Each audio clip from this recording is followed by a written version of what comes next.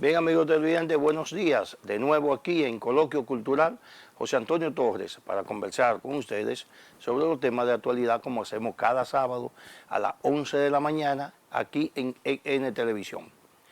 Mire, esta semana, como siempre ocurre al final ya de la semana, uno comienza a evaluar los temas, los acontecimientos.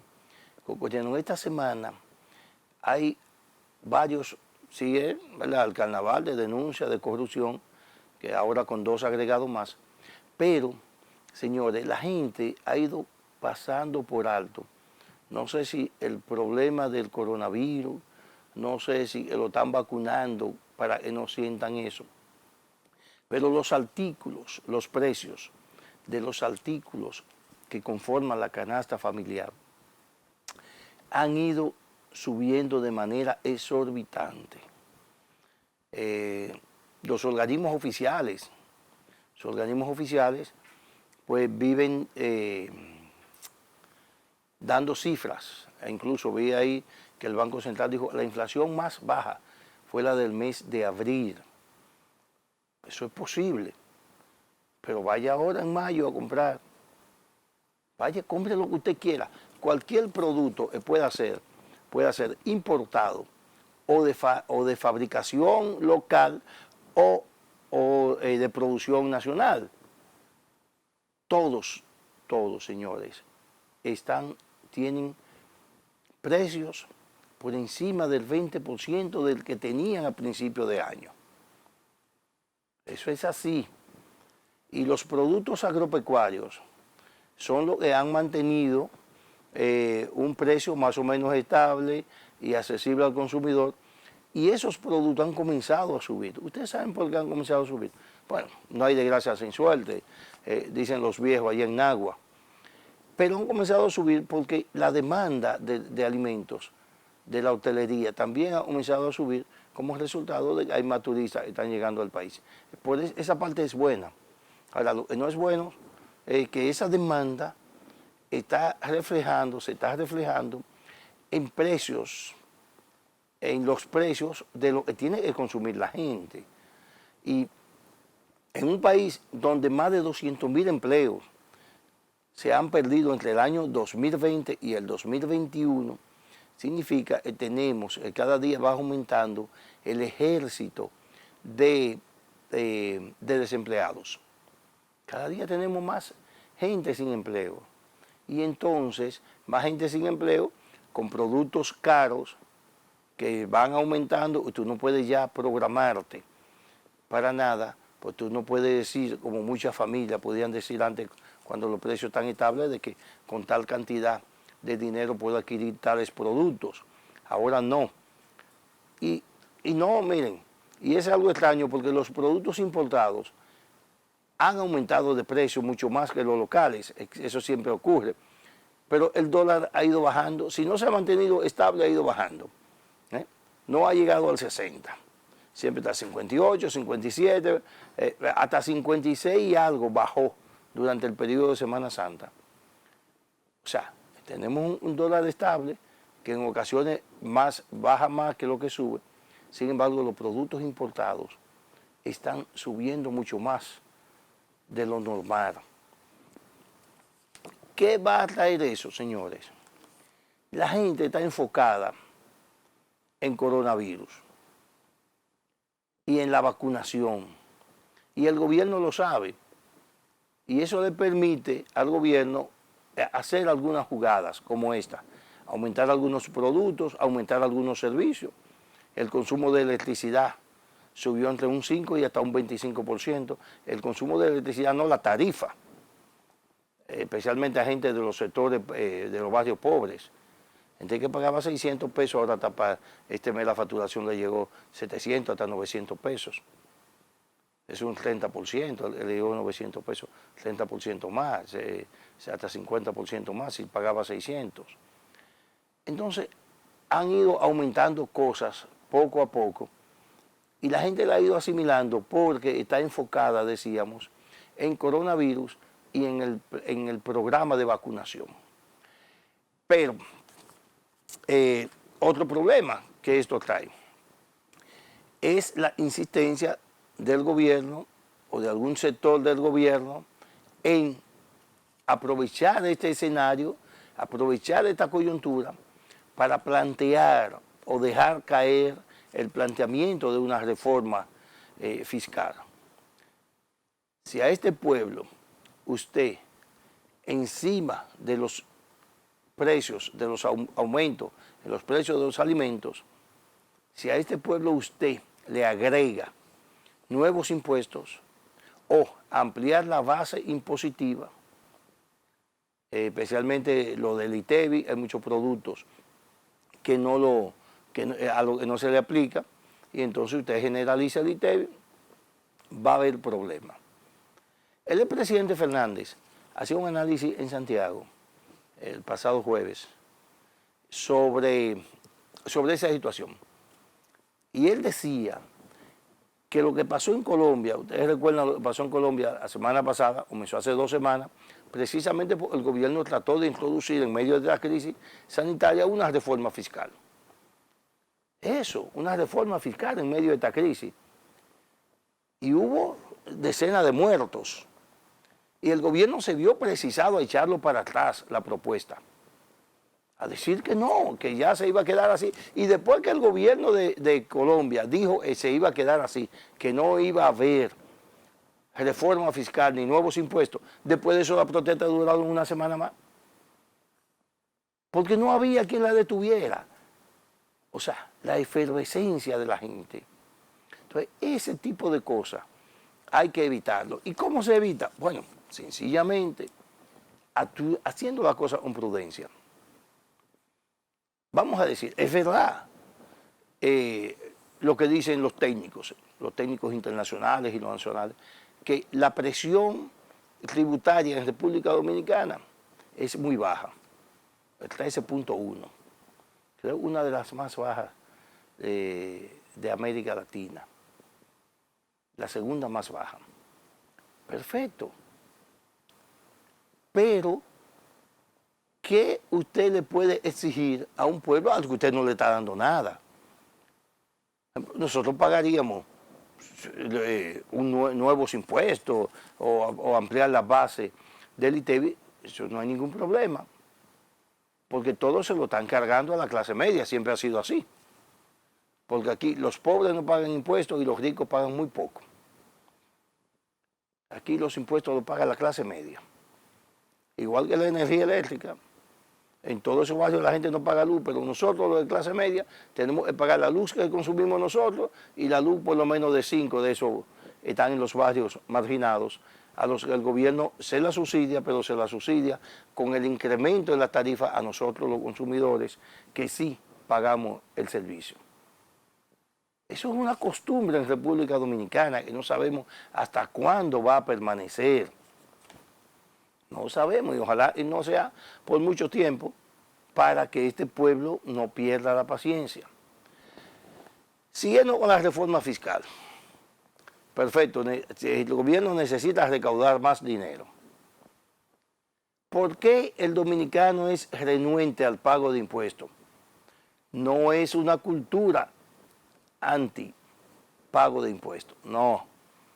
El problema, ¿usted sabe dónde radica? El problema es que hay países que tienen una presión tributaria mucho mayor que la República Dominicana, mucho mayor. Algunos tienen hasta 3 veces, una presión tributaria es 3 veces mayor que la nuestra. Pero ustedes saben cuál es la diferencia. La diferencia es que aquí usted paga los impuestos, pero si usted se enferma tiene una clínica privada, en los hospitales no sirve nada. Siempre los equipos están dañados, los médicos actúan de manera medalaganaria y no hay medicamentos. Y entonces usted se enferma, usted paga sus impuestos, pero usted se enferma y no puede usar los servicios de salud público, porque no sirven. Usted paga sus impuestos, pero tiene que poner los hijos a estudiar en instituciones privadas, porque son las que tienen prestigio y porque son las que funcionan. Usted paga sus impuestos, pero usted no puede consumir el agua que suministra el gobierno. porque no sirve. Entonces usted tiene que comprar botellones de agua. Vamos por ahí. Usted paga sus impuestos, pero tiene que comprar un inversor para cuando se vaya la luz. Y eso implica comprar batería. O sea, usted está financiando su sistema eléctrico, usted está subsidiando su propio sistema eléctrico con el inversor, tiene que comprar el agua, tiene que comprar el servicio de educación, tiene que comprar el servicio de salud y le exigen que pague más impuestos. Entonces, esa es la diferencia. No es que a los dominicanos no les gusta pagar impuestos. Entonces, cuando usted vive en un país, en una situación así, y ustedes lo comparan con otro y dicen, mira, pero en tal país la presión tributaria es 3 veces más que la de nosotros. Sí, es verdad. Pero allí tú no tienes que comprar carro, porque el servicio de transporte funciona a la maravilla. Aquí hay que comprar un carro. Si no, usted no va a llegar nunca a ningún sitio. Usted se enferma y hay un hospital que le resuelve su problema. ¿Por qué? Porque usted paga sus impuestos para eso. Sus hijos van a las escuelas públicas. Entonces, esa es la diferencia. No es que al dominicano no le gusta pagar impuestos. Y eso, no hemos llegado todavía a la cantidad de los miles y miles de pesos, que se roban cada año sin que la justicia actúe o sin que no haya sin que exista un mecanismo de recuperación de ese dinero. Por ahí están lloviendo las denuncias de corrupción y la gente cae preso. Pero ya, pero ¿y el dinero? Vamos a quitarle el dinero, ese cogió, que es el dinero de los impuestos que nosotros pagamos. Entonces un gobierno tiene la cachaza de venir a pedirme a mí, a pedirle a ustedes que le van a crear nuevos impuestos. Y no es más fácil recuperar lo que ellos mismos dicen. Pero ellos mismos dicen que fulano se llevó, que el grupo de Adán Cáceres se llevó 3.000 millones de pesos. Bueno, pues quítenselo. Y ya ahí hay 3.000 millones de pesos para resolver el problema. Odebrecht, 4.000 y pico de millones de pesos. Bueno, pues vamos a recuperar ese dinero también. Eso nada más son 2 casos que estoy mencionando, ¿eh? Pero todavía hay otros que lo vamos a seguir mencionando cuando regresemos de esta pausa. Vamos a pausa, señor director, y regresamos de nuevo aquí en EN Televisión y Coloquio Cultural. Y no deje de vernos en nuestro canal de YouTube, Coloquio Cultural, así mismo.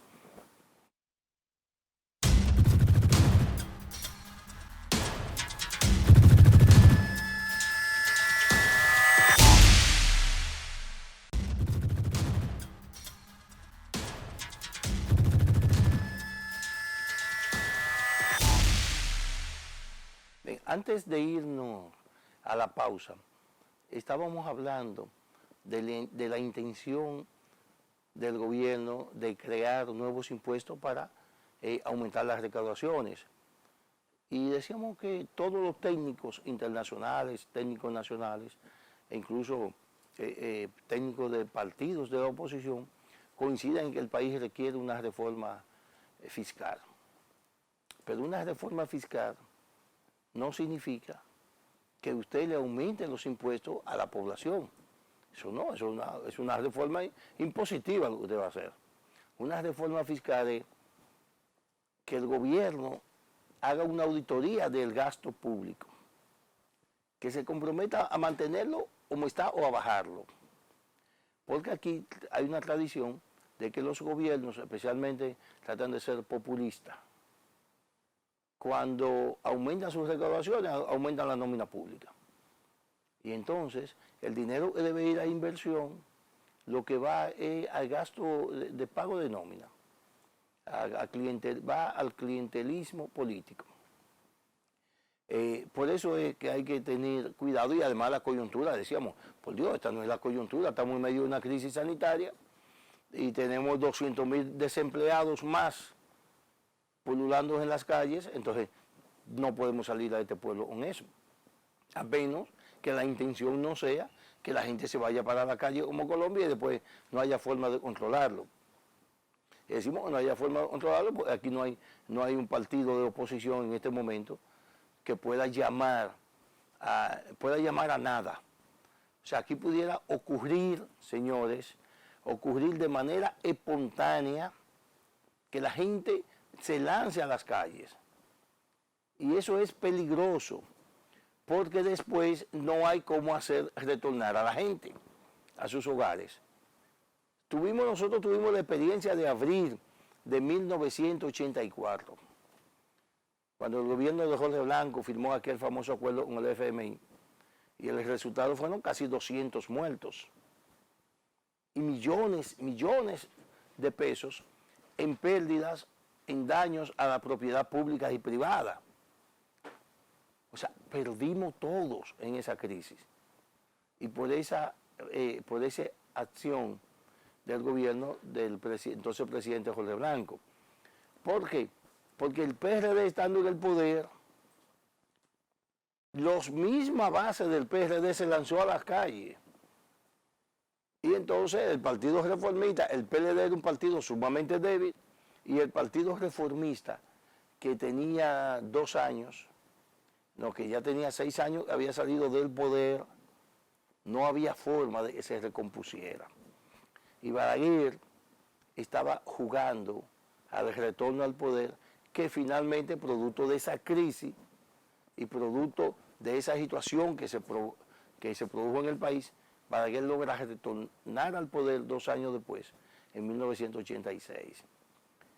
Ahora, en Colombia se hizo una convocatoria para que la gente saliera a la calle a protestar.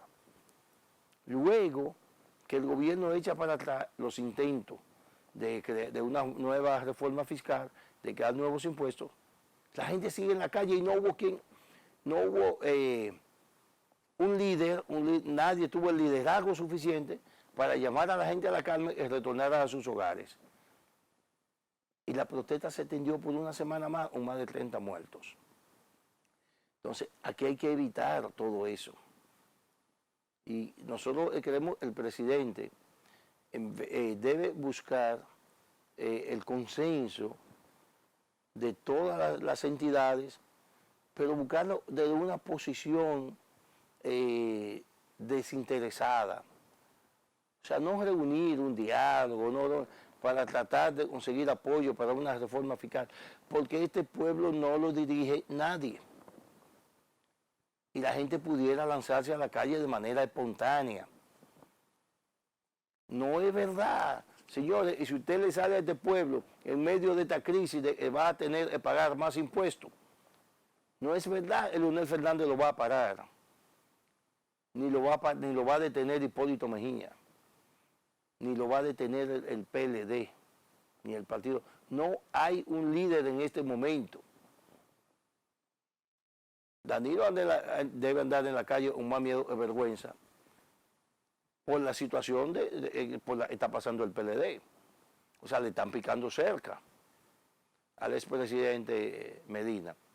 Y queremos, ante cualquier situación, va a mantener un perfil bajo. El expresidente Leonel está buscando reagrupar su fuerza y no creo que se involucre en una situación que pudiera mermar su liderazgo o pudiera mermar la intención de voto a su favor para el 2024. Todo el mundo piensa de manera política. Hipólito Mejía ya salió del escenario.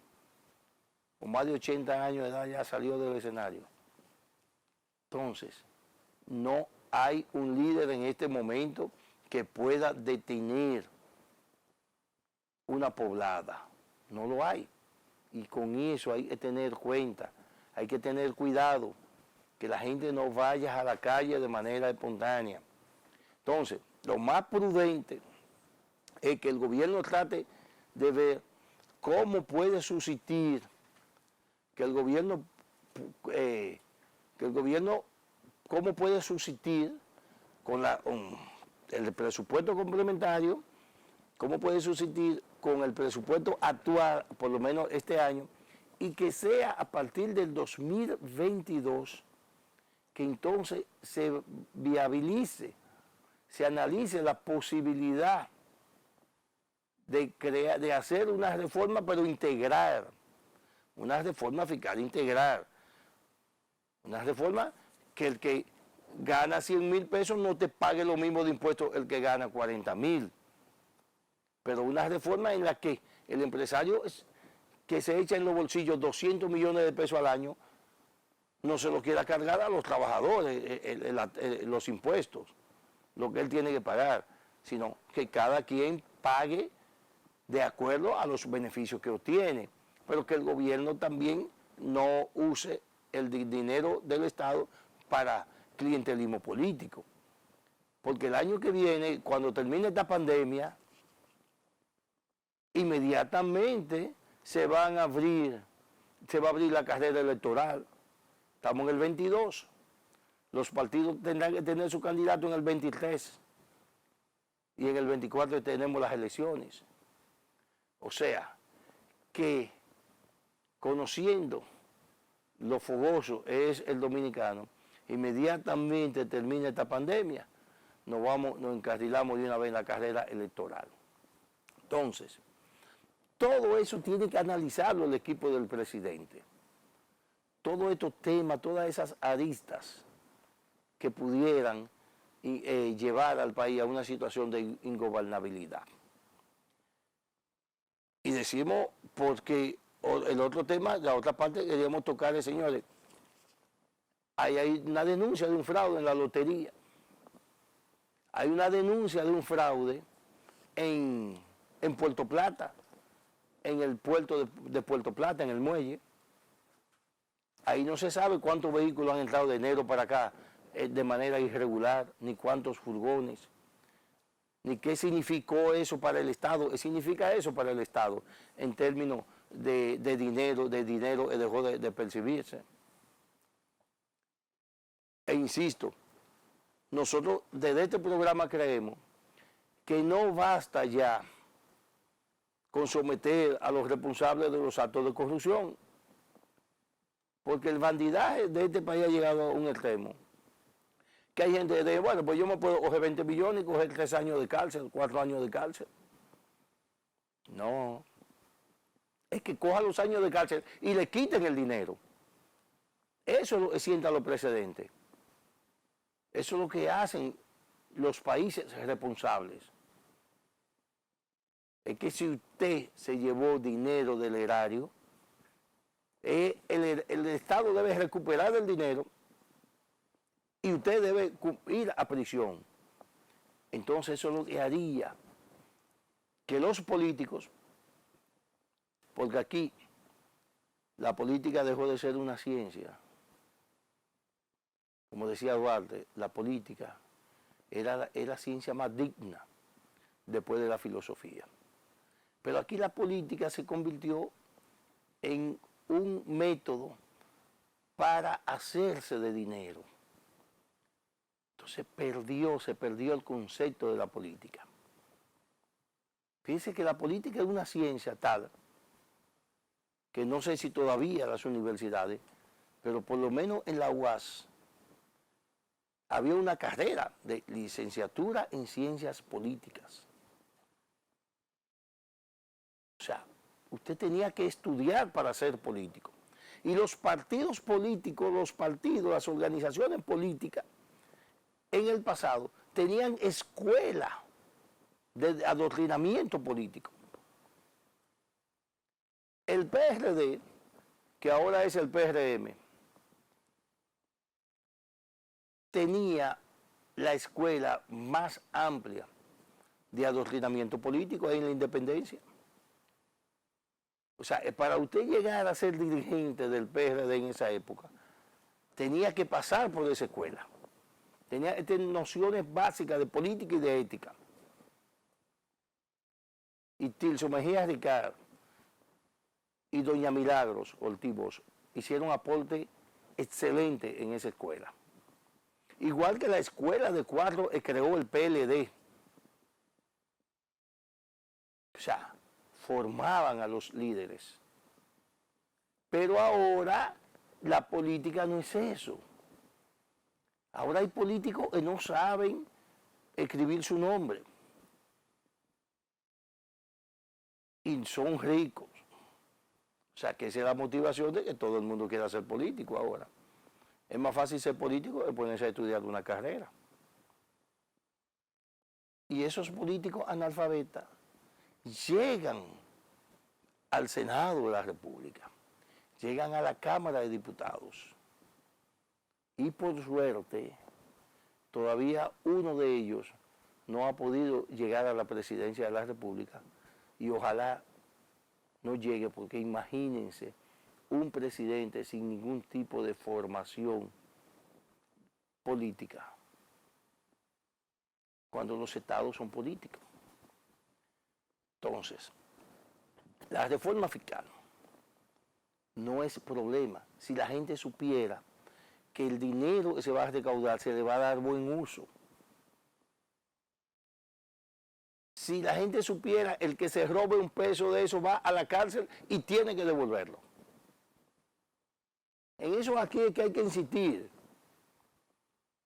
en quitarle a la gente el dinero que se roba.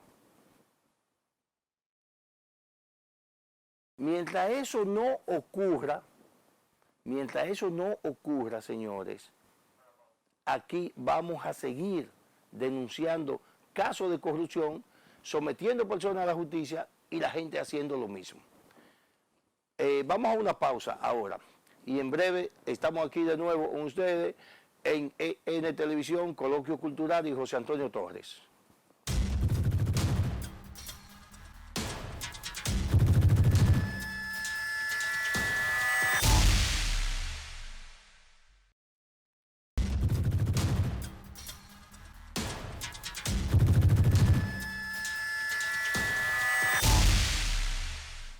Ya de regreso acá, no dejen, señores, de sintonizarnos. Después que usted nos ve aquí en EN Televisión, mañana, pasado mañana, usted quiere ver el programa de nuevo, o usted no pudo verlo por cualquier razón, entonces usted entra a YouTube, pone Coloquio Cultural y ahí estaremos.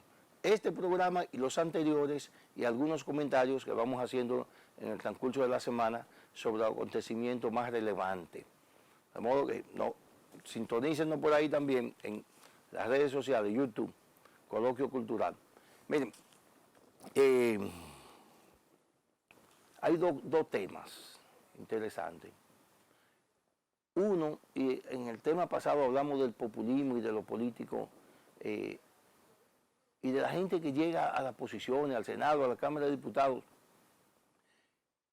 que son irreflexivos.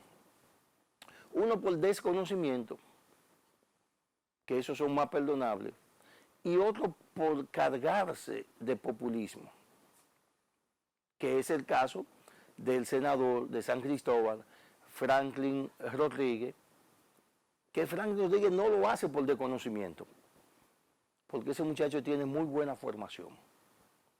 A mí me consta, fue ministro de la Juventud en el gobierno del doctor Leonel Fernández, y me consta que tiene muy buena formación. Pero el populismo lo está llevando por mal camino.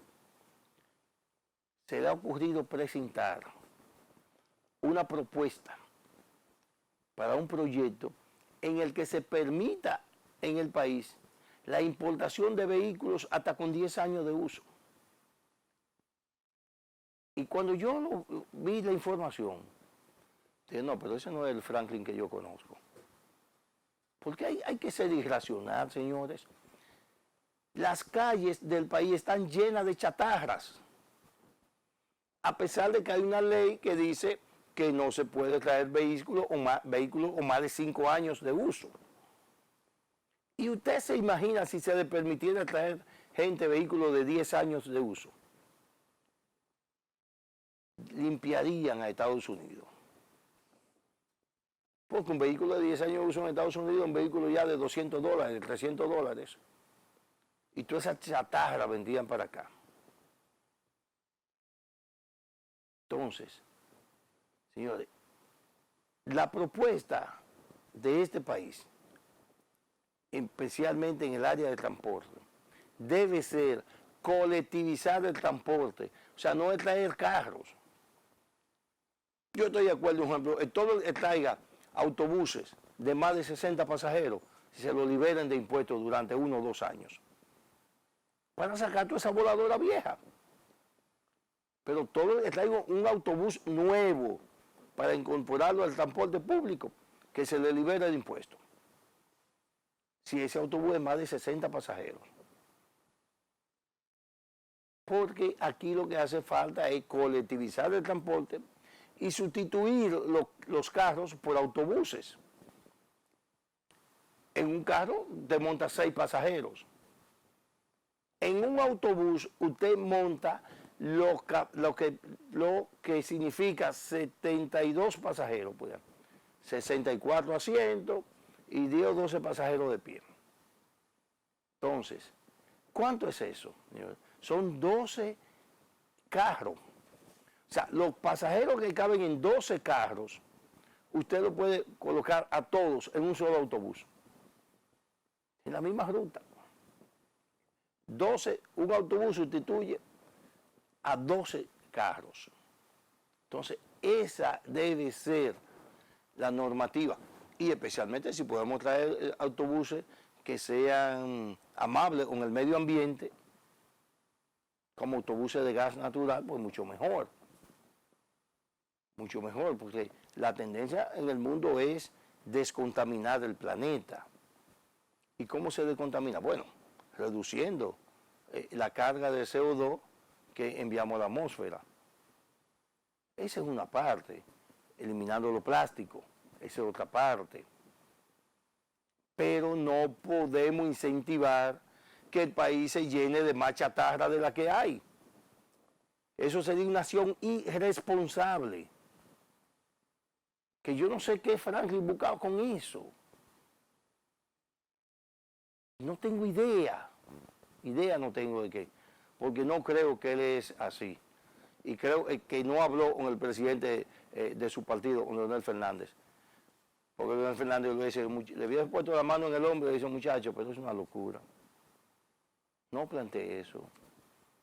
Eso tú vas a tener, eso va a aumentar tu tasa de rechazo. Bien, hasta ahí lo dejamos en el caso, pero la realidad eso es una locura. La otra parte, que también no deja de ser menos locura, es lo del ministro de Educación. Señores, decir que vamos a abrir todas las escuelas y los colegios el 25. Para el 25 falta menos de 2 semanas. En un momento en que la positividad diaria en los casos de COVID, especialmente en el Gran Santo Domingo, se ha duplicado en relación a hace una semana. En un momento en lo que existe prácticamente un rebrote de la enfermedad en Santo Domingo y el Distrito Nacional, que es donde está la mayor población estudiantil. O se van a creer que porque hay 800,000 dominicanos que tienen las 2 dosis de vacuna Sinovac, que esa sería, ya con eso es suficiente. No, no es suficiente. Porque el problema es que el gobierno, el Ministerio de Educación se descuidó de las escuelas desde marzo. Y no es solamente, la culpa no es total del actual ministro de Educación, no. El ministro anterior inmediatamente suspende la docencia, creo que fue en marzo del año pasado, se descuidaron de las escuelas. Y esta gestión de Fulcar también se ha descuidado de las escuelas. Entonces, lo fundamental para abrir las escuelas, señores, aún la positividad en algunos sitios esté por debajo del 5%, que es lo que recomiendan los organismos internacionales y el protocolo del Ministerio de Salud. Señores, aún así, la base fundamental para contrarrestar la COVID es la higienización. Eso lo hemos dicho. Y ese es el protocolo. Aquí hay escuelas que no tienen un lavamanos. Y tienen una matrícula de 1.500 estudiantes, de 800 estudiantes. Entonces, hay que resolver primero eso. Primero eso. la higienización de las escuelas, que los muchachos tengan suficiente lavamanos para comenzar por ahí, que la escuela esté en capacidad de darle su mascarilla, que el personal de la escuela esté vacunado, no solamente los maestros, sino que el portero, que trabaja en la cocina, la secretaria, que todo ese personal esté vacunado, porque ese personal está en relación permanente con los niños. Y si es cierto los casos de contagio en los menores es mínimo, sí, pero en el bachillerato son adolescentes de más de 12 años de edad. Y hay 1 millón aquí en esas condiciones. Hay 1 millón de estudiantes que tienen más de 12 años de edad. O sea, que eso está en riesgo de contaminación, en la edad de riesgo de contaminación. Entonces, ¿qué nosotros planteamos? Y lo vamos a reiterar de nuevo en este programa. Que educación se enfoque en higienizar, en colocar de manera adecuada las escuelas y que el próximo año escolar lo inicien con normalidad. Porque también sería un trauma para los muchachos que usted lo tiene o una metodología de educación a distancia, de educación por televisión, de educación de docencia por internet, y que ahora usted, faltando 4 o 5 semanas, quedando 4 o 5 semanas de docencia, entonces usted le cambie el método de enseñanza. O sea, es como decimos en la pelota, el muchacho está fuera de forma para entrar de nuevo. Entonces, vamos a higienizar las escuelas, vamos a que este año concluya en las condiciones que sea, porque además, el ministro de Educación dice, nosotros hemos sido como país un modelo, un referente para las otras naciones del mundo en torno al sistema educativo. Y si hemos sido un referente, entonces ¿por qué lo estamos haciendo bien? Pues vamos a terminarlo así, si está bien vamos a terminarlo así. Y esas 5 o 6 semanas que quedan de docencia, vamos a terminarla como la tenemos. Y que los muchachos se evalúen así. Y que después, tal y como dice el ingeniero Conde de Educa,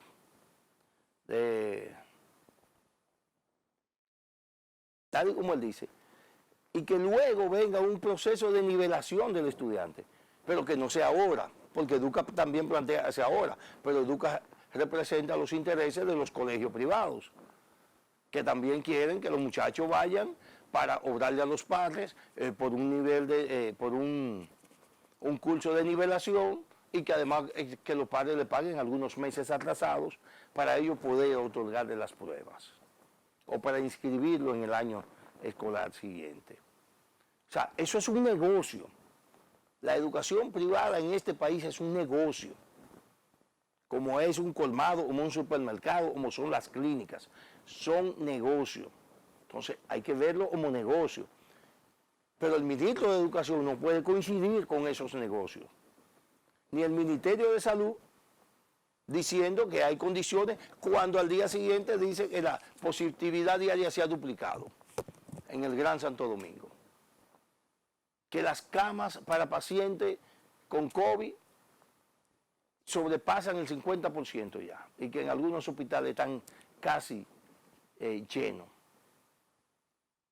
Bueno, que alegan que la clínica cerraron sus unidades de UCI. Bueno, no sé si es verdad o eso es mentira. Lo que es la realidad es la de los hospitales están casi llenas. Y que la positividad diaria está incrementándose cada día más en Santo Domingo y en la capital, y en el Distrito Nacional. Y que cada día también se incrementan sobremanera, de manera alarmante, los casos de nuevos contagios. Y vamos a abrir las escuelas en esas condiciones. Escuelas que no garantizan nada. Aquí hay escuelas, todas las escuelas tienen tubería y tienen llave, pero no tienen agua. Aquí hay escuelas, para tú garantizar que todos los estudiantes se laven la mano por lo menos 2 veces al día, tiene que construir una cisterna. Y esa cisterna, ¿cómo la van a construir? Es ahora que hay que hacerla. Es ahora que hay que dotar a las escuelas de tinaco, de lavamanos. Es ahora. No después del 25. porque después del día 25 pudiera ser muy tarde. Bueno, amigos televidentes, no hay tiempo para seguir conversando con ustedes.